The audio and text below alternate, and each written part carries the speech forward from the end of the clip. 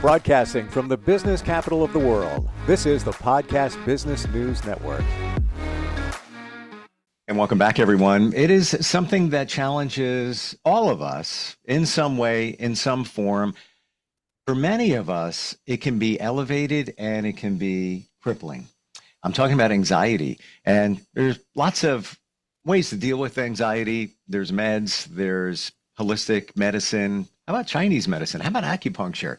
Didn't realize, I had no idea that acupuncture can help with anxiety.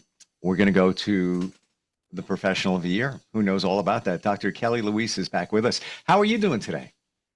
I'm doing good, Steve. How are you doing? Real good, real good. I had no idea anxiety can be, I'm going to say, curtailed. Tell us, what can acupuncture do for somebody suffering from anxiety? Well, in Chinese medicine, anxiety is kind of like the shen got disturbed. So there are different patterns. For example, we have liver qi stagnation with heat. We have heart and spleen qi deficiency. We have heart yin deficiency. We have kidney yin deficiency. There are different kind of patterns of anxiety. So they have different symptoms. Of course, we treat them in different way.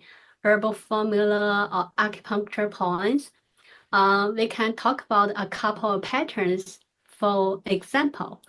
No, let's absolutely do that. I honestly, almost everybody I know suffers from anxiety. And would I be right in saying that we all have anxiety in some form? Some of us very little. It's my understanding that anxiety is needed to move your life forward. Like for example, professional football player, big game coming up, he's ready to walk on the field. He's probably got a little bit of anxiety because he wants to perform well in the game. Is it true that we all have it? You're not wrong. I think, like you said, in some level, we all have a little bit anxiety. But if the anxiety is too much, then it will cause problem. Let's talk about the one pattern. For example, liver qi stagnation with heat. This is one of the pattern of anxiety. So the causes can be like emotional constraint, anger, or frustration. So long term, if you have been suffering with this, you may have liver qi stagnation with heat, and the symptoms can be like headaches, like red eyes, like dry mouth, like tight chest, like insomnia, anxiety with irritability. So you can have all these symptoms, which is pretty severe because if you have insomnia, you cannot fall asleep. You cannot have energy next day to do whatever job. So if you like anxiety with anger, then you cannot dealing with your coworker or your boss or your family member. That's also gonna really disturb your normal life. So if you have dry mouth, you feel thirsty all the time. You cannot be a teacher or you cannot be a host because you have to talk all the time, right? Sure. So if people have been suffering for these kind of symptoms, then we really need to treat because this like severe already. It can be crippling in many different ways, and I forgot about sleep issues. As a matter of fact, I just got a message from somebody, a friend of mine, who said that she fell asleep early, woke up at 2:15 a.m., couldn't go back to sleep because her mind was swirling and she was anxious about something. Um, so let's go there. How does acupuncture support? What can we do? So if people like have liver qi stagnation, so these people, if you look at in the mirror, usually your tongue has the red edges. So the edge on the side usually redder than the tongue body. And also if you're not a professional, you cannot really check your pulse. But if you know a little bit of knowledge about the pulse, your pulse is gonna be like very and rapid. So very is like when you play the guitar, the string is very tight. Like less is very the pulse is. And the tongue cold, if you look at the mirror, your tongue cold may be yellow because when you have heat, that kind of like dry up the fluid, turn the cold from white, which a healthy tongue cold should be like thin and white. But if you look at it in the mirror, your tongue cold is yellow, which means you have some heat. So if you have all these symptoms, then you may need to have a professional to help you. If you go to Western medicine, I think they have other ways like drug stuff, but Chinese medicine, we have like herbal formula, or we have acupuncture points to help you. They are both effective, and I have patients come on in for anxiety. Uh, she take herbal formula also come in for acupuncture every week. So she said her anxiety got control. So, Dr. Kelly, I want to go back to the appearance of the tongue. What would be considered normal? So a normal tongue, the color of the tongue body should be kind of like pink.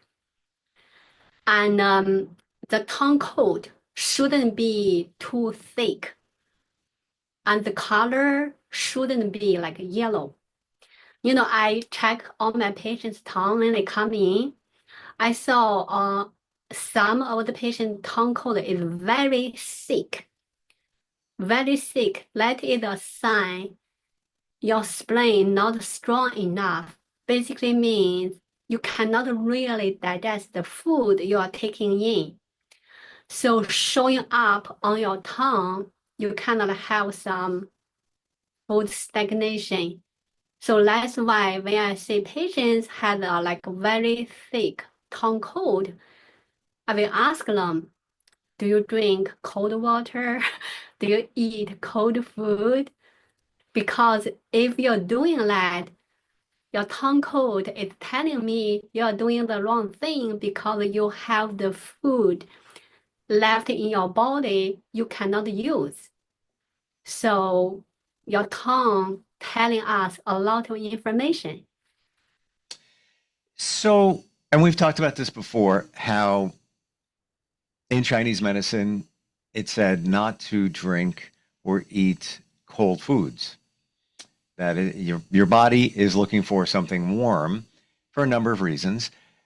So let's say you don't drink or eat a lot of cold things, but occasionally you do. Is that going to reflect right away or very soon in the appearance of your tongue? Or it's over a period of time of eating cold things and having cold drinks? I think it is both. So also depends. Like some people, like me, my body is very sensitive. If I eat anything not very healthy, my body gonna reflect almost right away. Doesn't like go to the next day or something. If I eat too much meat, my tongue coat is greasy. I can tell. Like I look at the mirror, I'm like, oh, you need to slow down on the meat because Mm. the tongue coat is telling me I cannot digest that much of meat. So I will eat more vegetable instead of meat. And if you like, for example, other patients, they have very sick like cold. I can tell they have been continually eating maybe a lot of meat and drinking cold water, cold drink. So it's accumulation. So in that way, it's both temporary and long term will reflect on your tongue. I find it amazing how the body can acclimate. For example, you said you're very sensitive in terms of what you eat. I'm a little sensitive in that if I try to clean up, and I've eaten fairly well for a while. If I eat, some garbage, right away I feel it. But if I get on a habit of eating things that aren't really good for you, my body's okay with it. Like I don't notice discomfort or just, something that doesn't feel right. But that doesn't mean that's what you should be eating. It means that your body's putting up with it and is getting used to it because everything's a habit. Everything we do, every moment is a habit pretty much in our life. So why not get in a better habit of eating better? So when you work with somebody, Dr. Kelly, using acupuncture for anxiety, where are the needles going in and what's the theory behind it? So it depends on which pattern. For example, for the liver qi stagnation with heat, so we need to soothe the liver qi, right? Soothe the liver qi, we will pick up the points. Like there is one point on the foot. It's called liver three, or in Chinese pinyin it's called Tai Chun. So that point can soothe the liver qi. Also on the hands, like very similar location, we have LI4. In Chinese, is like 合谷. So 合谷and Tai Chun. So liver 3 and IL4 in Chinese medicine, we call it four gates. So they are like four gates open up. Your qi started to move in your body. So your stagnant liver qi will not be stagnant anymore. It's gonna start to move. That's actually very interesting because I have some very sensitive patients. After putting the needle, they literally told me they felt the qi start to move in their body. Wow. Yes, yes. And I felt it too because I do acupuncture on myself. Not every day though, but I do sometimes feel like the qi moving in my body.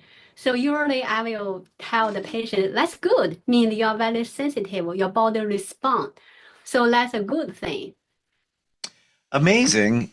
In all the times that we've gotten together, that's the first time we've actually talked about that, where somebody can feel the chi. They can feel a difference. And was it pretty instantaneous, just shortly thereafter when you started the acupuncture that they said they felt that?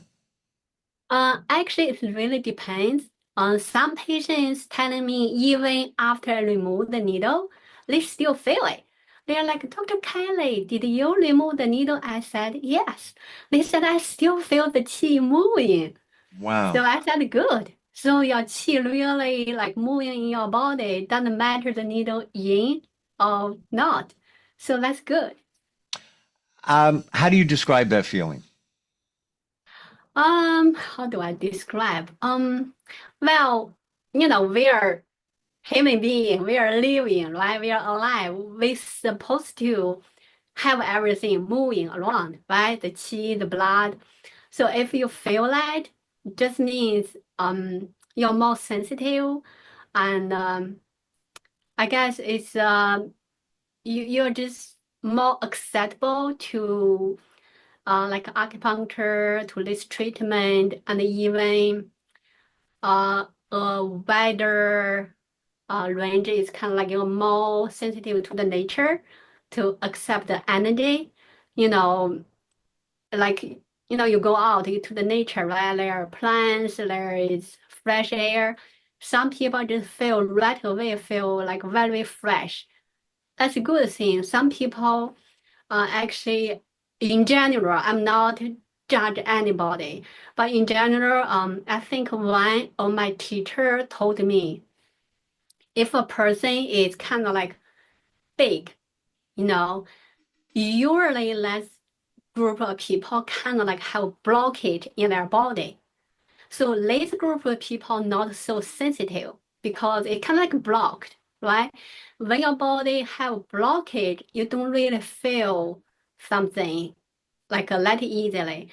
But like on the other side, like more a little bit like a skinner person, they're usually more sensitive because less blockage. So they can sense like different people have different energy, or like you go to somewhere. Some people say if you want to buy a house or something, if you bring a baby, the baby either cry or stay calm or like happy because the baby can sense the energy of the of the house. It's the same thing as a human being, like even the adults, we're not so sensitive to the babies because adults, when we grow up, we kind of have like all the information, good or bad. Some of our senses kind of like got blocked. We cannot sense. But babies, they are so open, they are so sensitive, they can sense a lot of things, good or bad. They can feel that right away. So in that way, I think people who are a little bit sensitive could be a good thing. So you're saying that a baby can pick up on the energy of the home, Yes, and I think so. I agree with you. And to your point, baby doesn't have to worry about paying the mortgage, the rent, where they're going to get their next meal from, any of that. So they can focus on receiving energy and just interpreting it. And I'd have to say the same is true for our pets, your cat, your dog. They, what do they have to worry about? They're grounded. They're always touching the ground.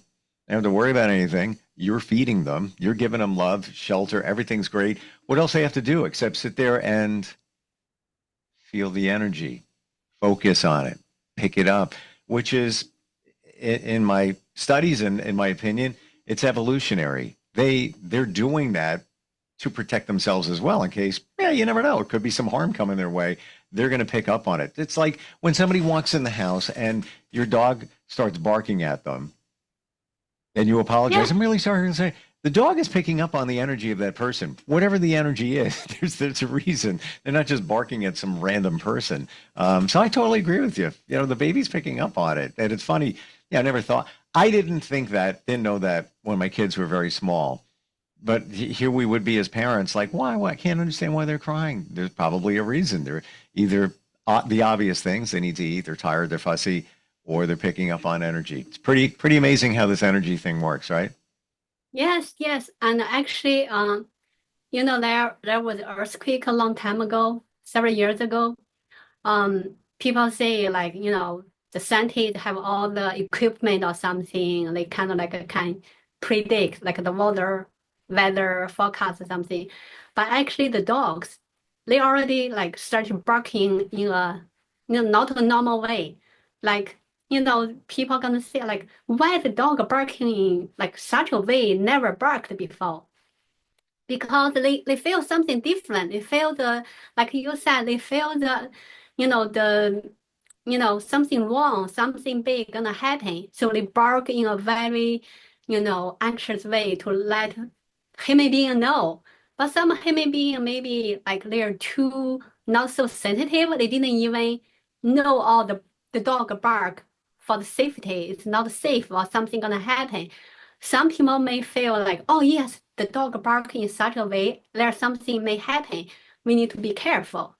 So you are right. Pets actually more sensitive to human being. We don't feel that way anymore. Like, so many pollution, like food, like information, news, whatever, just block our sense to the nature. Mm. And you think about it, hundreds, thousands of years ago, why did people have a dog?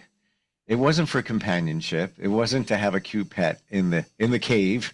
It was for security. Sentinel. There was a reason because these animals can pick up on the energy and would let you. That's the alarm system. They would let you know. Everything we're talking about here is energy. And is it true that that's what you're doing with acupuncture? You're changing the energy or allowing a better flow of energy. Would that be accurate or close to it? Accurate to say? I think yes and no. So yes is because, Chinese medicine talk about the qi and blood, yin and yang all the time, right? Chinese medicine always talking about the balance. We don't have the term this and that to scare people, but we have balance or imbalance. So when people come on in, we just say, oh, you are imbalance. Imbalance of what, right? Imbalance of, for example, qi and blood. You are like deficient, or you have too much heat. We need to clear the heat. So when you talk about energy, it's kind of like qi, right? A lot of people translate qi as energy. So in that way, yeah, when we're doing acupuncture, we basically move your qi, right? So it's not stagnant. We also tonify you, give you more qi. Like some patients, if they have a long qi deficiency, they may have like short of breath. They cannot really breathe in the air. So in that way, they may need an inhaler, they may need to take drugs. But for acupuncture, we tonify your lung. So make your lungs stronger, then you can breathe in the air. You have more kind of like qi in your body. So you're not gonna be like short of breath anymore. In that way, so you are right. When I said also wrong because acupuncture not only dealing with qi, we're also dealing with blood. So qi and blood, they are like go hand by hand. You cannot talk about just qi or just blood because in Chinese medicine, qi is the commander of blood and blood is the mother of qi. So if you don't have enough blood, you're not gonna have enough qi. But if you don't have enough qi, your blood do not know where to go. So without the commander to tell the blood, you go. So in that way, we dealing like both qi and blood. So of course, we also talk about yin and yang, like cold and hot. We talk about a lot of stuff like substance. We talk about the shen. So, but the energy is part of it for sure. It's a very important part. Thank you for explaining that. It's clearer now, the blood, the chi connection between the two. And just still, my mind is still swirling over the fact that acupuncture can help people with anxiety. Imagine that, not having to take meds, things like that. Just go, Dr. Kelly, go see her. She's in New York City. Obviously, that's in person, but she also harnesses the power of Chinese medicine, herbals, and all of that. And as we said, that can be done virtually for anybody, anywhere. What's your website, Dr. Kelly? What's the best way to find you? So it's www.kelly121acupuncture.com. Is that the best way? Just go to your website. You have all the contact info there. Yes, and they can also call me or text me 347-885-1865. And I do have people calling me from other states though. They said they listen to the podcast. It's very helpful. They like it. They want to come in for treatment, but some people are just too far away. And some people say, oh, I just have a 2-hour drive. I can come to you. So, I mean, if you're too far away, you can stay local, find, acupuncturist to help you. If you are 2 hours away, yeah, if you want to come in, I can help you too. Thank you for all you offer, all you do to help people, support them, and for being our professional of the year. Thanks for being here today, too. Thank you, Steve. We'll be right back.